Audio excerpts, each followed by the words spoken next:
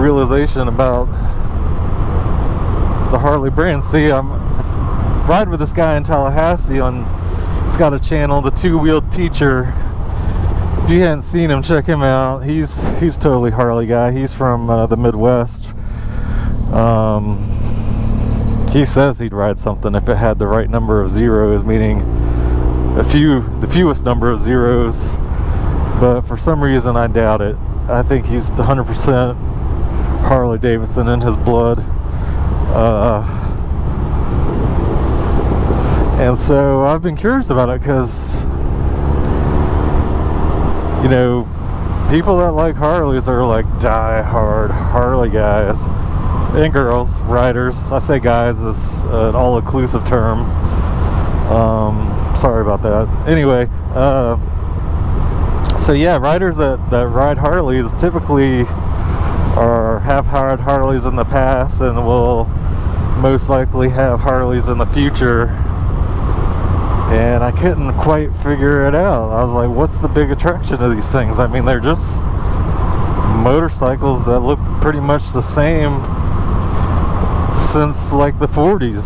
They're not really all that different. I mean, I'm sure they are to some degree with, you know, analog brakes and maybe some computer monitoring of some systems and things like that. But otherwise, I don't know that they're all that much different. Maybe they're manufacturing process is improved, I'm sure, but clearances are a lot tighter and whatnot. And anyway, but my thing is like, okay, well, I'm not really, I mean, cruisers are cool, they're all right, I like them, okay, I like riding them, but there's definitely like, I don't find them very comfortable with my feet out in front of me for long periods of time. And it's probably maybe because I haven't ridden the right bike. And you're like, oh, you're on a CB1100, what are you talking about? I was like, well, no, my feet are right under me. I don't know if that changed in a later model year. This is a 2013. I saw a review. It was a review of Motorcycle Commute where they were talking about, I think, the 2017 EX or something like that, and they were talking about how it had sort of a feet forward position, and I was like, I wonder if they moved the controls on those later models. I don't know, but if you know, let me know. Anyway, back to Harley. So I guess you could say I'm kind of a Honda guy. I mean, my uncles when I was a kid had Hondas, well, and Kawasaki's, but mostly Hondas. My family's usually had, someone in the family's had like Honda power equipment, like lawnmower, and there's never had any problems with them. And lots of people I know, friends and acquaintances, you know, have their vehicles, cars and whatnot, and they've never really had problems out of them. And my wife's had some Hondas, and finally I got myself a Ridgeline, and I love it. And so yeah, I got this Honda. I had a Honda Shadow, I had a Yamaha, but anyway, so yeah, you can say I'm a Honda guy. And so I was trying to figure out what's the deal with the Harley guys. Like, what is the big draw? I mean, it's not like everybody's in a club and there's like a Harley requirement, you know, for like the 1%ers and everything like that. So this is 28. I'm gonna head north. This is otherwise known as the Moonshiner. It's only a portion of it, but it'll dump me out right in Deals Gap. So anyway, I started watching the Two-Wheel Teacher. I ride with him in Tallahassee.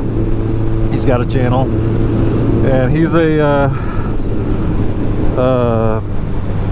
like college professor.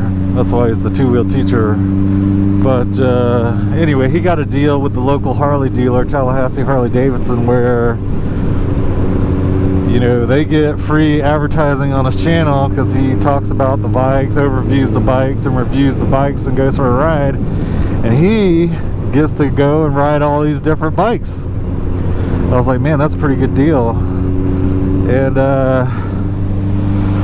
So I didn't know anything about Harleys. I mean, they were all pretty much the same to me, like a Harley's a Harley, you know. But that is definitely not the case. And watching his videos when he goes over the bikes, I've learned quite a bit about them. I mean, without actually going and talking to people about them all the time and riding them and all that stuff. But yesterday was that the Harleys, you're more than likely going to be able to find someone that can help you when you're on the side of the road, and they can help you like right away. If it were me, I'd have to tow it somewhere, find a Honda place or a place that had Honda parts, and then ooh, a little wet, and then tow it there. Then they'd probably, I don't know if they'd be able to get to it right away or not, but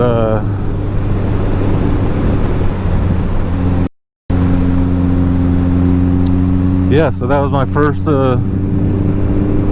realization as to, okay, well, there's one reason why, you know, a lot of people love Harleys, besides the fact that they're, you know, an American company and they're American heritage and American veterans, you know, the whole backstory on Harley and all that.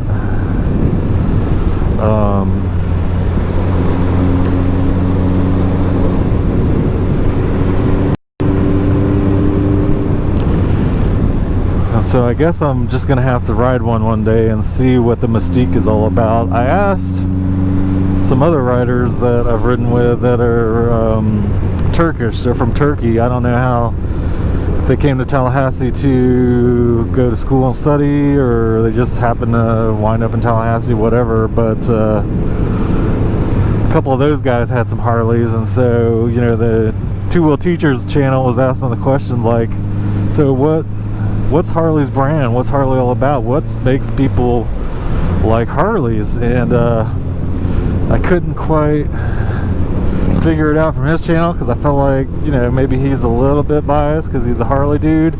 But I tried to ask the Turkish guys, and they were just like, well, we just always wanted one. It's American. So I was like, all right, well, cool. So a little bit of an international perspective, I guess, because they wanted Harleys because to them that was a symbol of what it is to be in America on a motorcycle. So one of these days I'm going to demo one, and I'm going to ride it, and I'm going to see if it's as comfortable as people say they are. I'm sure they are, because people ride those things for miles and miles. I was really kind of excited about the Bronx that they were about to come out, and then I learned that they had the what was it, the Sportster XR 1200 not so long ago, and so you could still find a few used editions of those, and I was really excited about the Bronx, and I like the Indian FTR, but now I don't know that Harley's going to release the Bronx, or they at least delayed it another year or two. So yeah, it's just crazy.